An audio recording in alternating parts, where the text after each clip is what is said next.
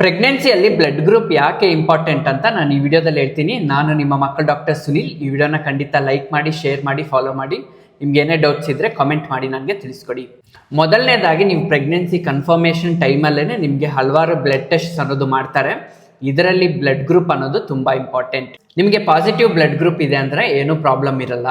ಒಂದು ವೇಳೆ negative blood group A negative, B negative, A B negative, O negative blood group ಇದೆ ಅಂತಂದ್ರೆ ನಿಮಗೆ ಕೆಲವೊಂದು ಟೆಸ್ಟ್ಗಳು ಅನ್ನೋದು ಮಾಡಿಸ್ತಾರೆ.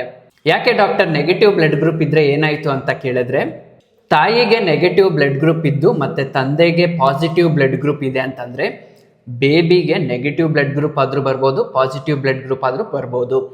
ಪಾಸಿಟಿವ್ ಬ್ಲಡ್ ಗ್ರೂಪ್ ಮಗುಗೆ ಬಂದಿದೆ ಅಂತಂದ್ರೆ ಮಗುಗೆ ಜಾಂಡೀಸ್ ಬರೋ ಚಾನ್ಸಸ್ ಅನ್ನೋದು ಇರುತ್ತೆ. ಎಸ್ಪೆಷಲಿ ಫಸ್ಟ್ ಮಗುಗಲ್ಲ, ಸೆಕೆಂಡ್ ಮಗುಗೆ ಬರೋ ಚಾನ್ಸಸ್ ಅನ್ನೋದು ಜಾಸ್ತಿ ಇರುತ್ತೆ.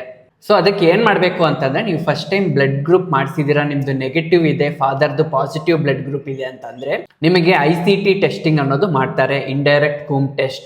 ಮತ್ತು 28 ವೀಕ್ಸ್ ಅಪ್ರಾಕ್ಸಿಮೇಟ್ಲಿ ಪ್ರೆಗ್ನೆಂಟ್ ಇದ್ದಾಗ ನಿಮಗೆ ಇಂಜೆಕ್ಷನ್ ಅನ್ನೋದು ಕೊಡ್ತಾರೆ. ಮತ್ತು ಮಗು ಹುಟ್ಟಿದಾಗ ಪಾಸಿಟಿವ್ ಬ್ಲಡ್ ಗ್ರೂಪ್ ಇದೆ ಅಂತಂದರೆ ನಿಮಗೆ ವಿತಿನ್ 72 hours ಇನ್ನೊಂದು ಇಂಜೆಕ್ಷನ್ ಆಂಟಿ-ಡಿ ಅನ್ನೋದು ಕೊಡ್ತಾರೆ.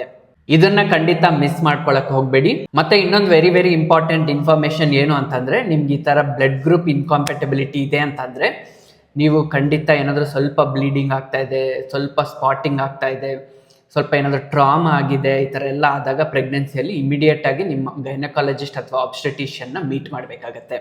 ಈ ಥರ ಇದ್ದಾಗ ಎಲ್ಲ ಮಕ್ಕಳಿಗೂ ಜಾಂಡೀಸ್ ಬರುತ್ತೆ ಡಾಕ್ಟರ್ ಅಂದರೆ, ಎಲ್ಲ ಮಕ್ಕಳಿಗೂ ಏನೂ ಬರೋದಿಲ್ಲ. ಈ ಥರ ಏನಾದರೂ ಪ್ರಾಬ್ಲಮ್ ಇರೋ ಮಕ್ಕಳಿಗೆ ಬರೋ ಚಾನ್ಸಸ್ ಇರುತ್ತೆ.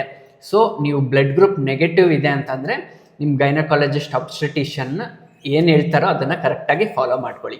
ಈ ವಿಡಿಯೋ ನಿಮ್ಗೆ ಯೂಸ್ಫುಲ್ ಆಗಿದೆ ಅಂತ ಅಂದ್ಕೊಂಡಿದ್ದೀನಿ. ನಿಮ್ಗೆ ಇಷ್ಟ ಆಗಿದ್ರೆ ಲೈಕ್ ಮಾಡಿ, ಶೇರ್ ಮಾಡಿ, ಫಾಲೋ ಮಾಡಿ. Thank you. Stay safe, stay